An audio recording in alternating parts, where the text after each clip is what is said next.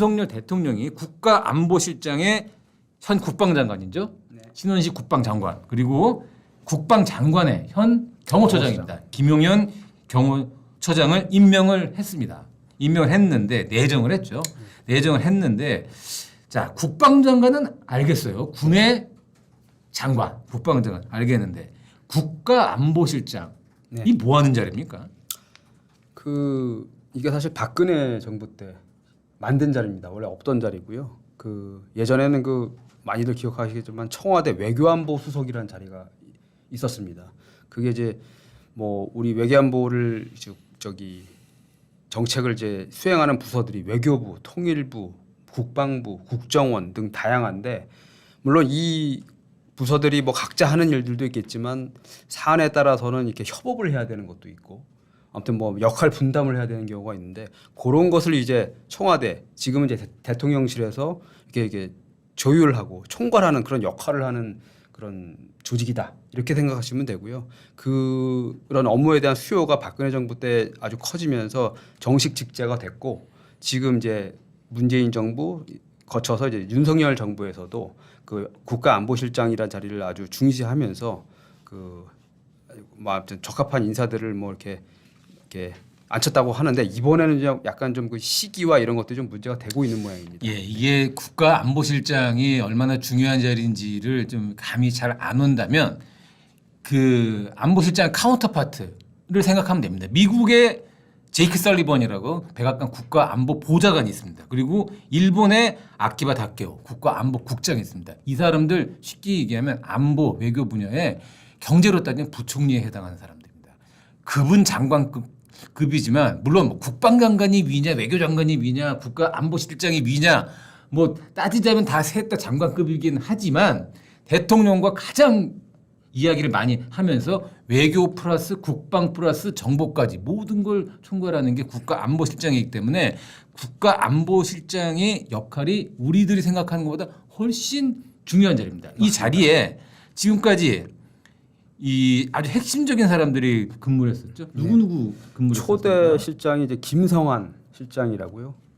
고대 교수 출신이신데 이제 윤 대통령 친구죠. 예, 친구 초등학교 동창이고 그다음에 캠프 시절 대선 캠페인 시절부터 아주 외교안보 그런 뭔가 교사 역할을 했던 그런 분이 한 10개월 정도 안보실장으로 근무를 하셨고 그 뒤를 이어서 조태용 실장 외교관 출신인데 지금 이제 국정원장하고 국정원장이죠. 그분이 하셨고 그다음에 요번에 물러나게 된 장호진 전 외교부 차관이시죠.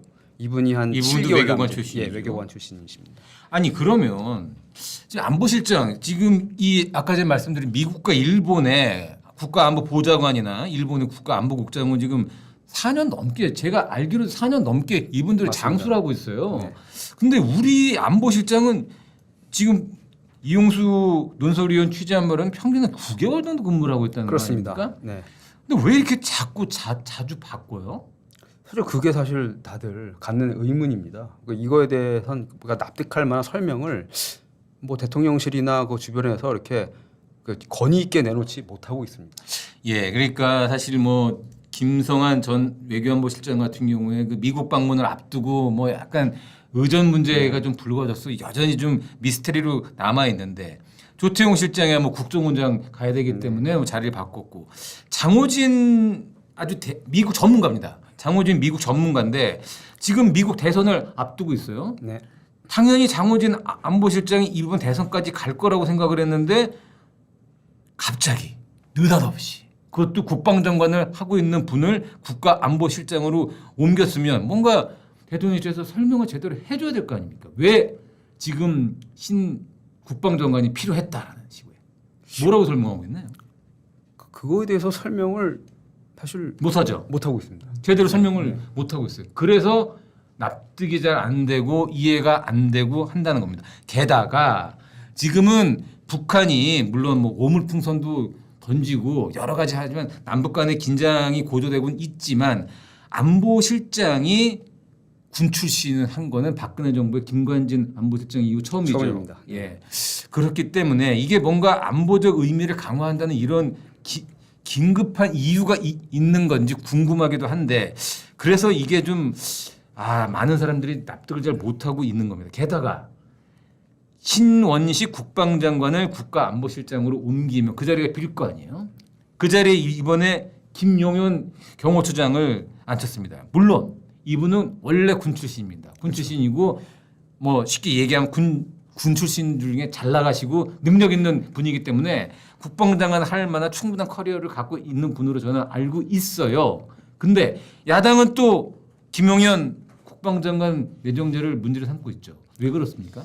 그 사실 뭐 야당에서 그 윤 정부 출범 초기부터 사실 김용현 경호처장을 이제 표적 삼아서 많은 의혹을 제기해 왔는데 이분이 그 인수위 시절에 그 기억하시겠지만 지금 용산 대통령실로 이제 옮기지 않았습니까? 청와대에서 그 작업을 사실 진두지휘한 인물이 이 김용현 처장이다 보니까 뭐 그걸 두고 여러 말들이 나왔고 뭔가 좀 이렇게 좀 의심쩍은 게 있는 거 아니냐 이런 식으로 이제 그 의문을 제기하기 시작했고요. 결정적으로 이번 해병대원 순직 사건에 또 관련이 좀 있다면서요? 맞습니다. 작년 이제 7월에 사고가 나고 8월에 소위 이게 외압 행사 의혹이라는 게 빚어져 가지고 원래 이게 경북 경찰청에 이첩했던 그 사건이 뭐 돌아오고 그 난리를 쳤었는데 그 과정에서 대통령실 인사들이 뭐 이종섭 당시 국방장관이라든가 뭐 거기 뭐 이렇게 뭐 차관이라든가 이런 사람들하고 통화한 이런 내용들이 최근에 이제 여러 가지가 이제 흘러나왔는데 그 중에 바로 또 김용현 당시 경호처장이 이종섭 국방장관하고 이제 나눈 통화 내용이 나왔고요. 이것을 두고 야권에서는 당시 그 뭔가 이렇게 외압을 행사해서 그 사건이 도로 이제 이첩됐던 사건을 도로 가져오게 하는데 김용현 당시 처장이 뭔가 이렇게 영향력을 행사한 거 아니냐는 식의 의문을 계속 제기해 왔죠.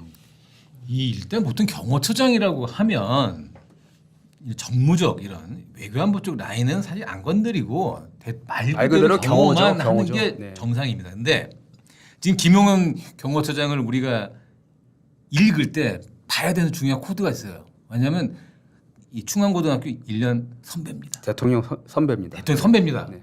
단순한 군 출신이냐 아니고 경호처장이 아니에요. 물론 모든 역대 경호처장들은 대통령과 아주 가까운 사람들 시킵니다. 물론 군 출신, 경찰 출신 이러더라도 대통령을 잘 아는 사람이 보통 경호처장을 해요. 하는데 게다가 이분은 군 출신인데 아니 해병대 순직 사건이 생겨서 문제가 생겼는데 그 전화를 국방장관한테 왜 경호처장에 하는지 이거는 경호처장 그 이상의 인물이라는 건데 자 이렇게 된 분을 지금 국방장관으로 앉혔다.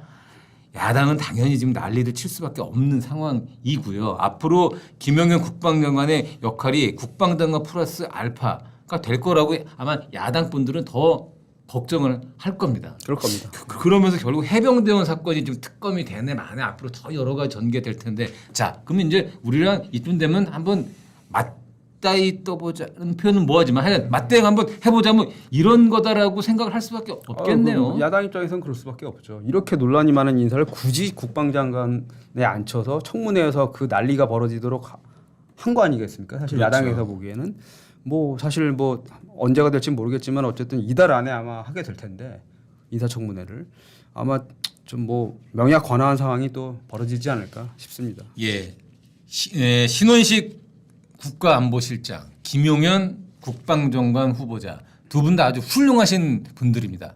군에서 최고의 엘리트였고 산전수전 다 겪은 분들입니다. 이분들 충분히 할 만한 실력 갖고 있는 분들로 알고 있습니다. 그러나 왜 지금 이 두 분이 이 자리에 필요했는가? 그리고 기존에 근무했던 국방장관과 국가안보실장을 왜 바꿔야만 했는가에 대한 설명이 필요한데 제대로 설명을 안 하고 있는 건지 못 하고 있는 건지 모르겠지만 아니면 말 못할 정말 국가안보적 시크릿이 있는 건지 모르겠습니다만 앞으로 이 비밀, 이 풀리지 않는 미스터리는 점차 풀리게 되겠죠. 한번 지켜보도록 하겠습니다.